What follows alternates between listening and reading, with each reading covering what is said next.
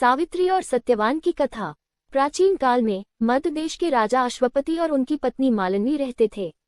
उनके घर एक पुत्री का जन्म हुआ जिसका नाम सावित्री रखा गया।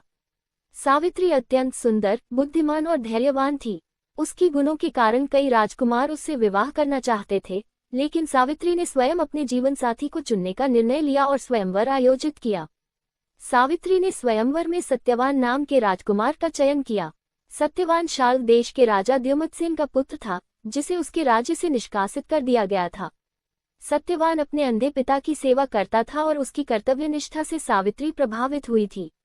जब सावित्री ने सत्यवान से विवाह करने का निर्णय लिया, तब ऋषि नारद ने उसे बताया कि सत्यवान का जीवन केवल 1 वर्ष का ही शेष है। इसके बावजूद सावित्री ने अपने प्रेम और विश्वास के साथ सत्यवान से विवाह करने का निश्चय किया। वह सत्यवान के साथ जंगल में रहने चली गई। सावित्री ने सत्यवान के जीवन के अंतिम दिनों की गणना की और 1 वर्ष पूरा हो गया। उस दिन सत्यवान लकड़ी काटने जंगल गया और सावित्री भी उसके साथ गई। लकड़ी काटते समय सत्यवान को तेज सिरदर्द हुआ और वह सावित्री की गोद में सो गया। तभी यमराज सत्यवान की आत्मा लेने आए। सावित्री ने यमराज का पीछा करना शुरू किया। यमराज ने उसे वापस जाने को कहा, लेकिन सावित्री अपनी पतिव्रता धर्म के कारण नहीं रुकी।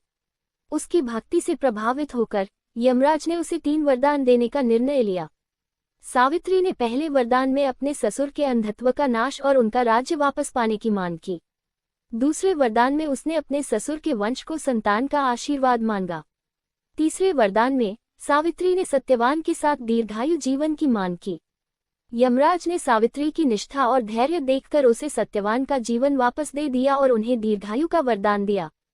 सत्यवान जीवित हो गया और सावित्री के साथ अपने राज्य लौट आया।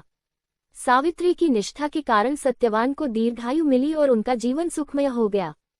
सावित्री की इस धैर्यपूर्ण और प्रेमपूर्ण कथा के कारण ही वट पौर्णिमा व्रत मनाया जाता है, जिसमें विवाहित स्त्रियां अपने पति की दीर्घायु के लिए व्रत रखती हैं और वटवृक्ष की पूजा करती हैं।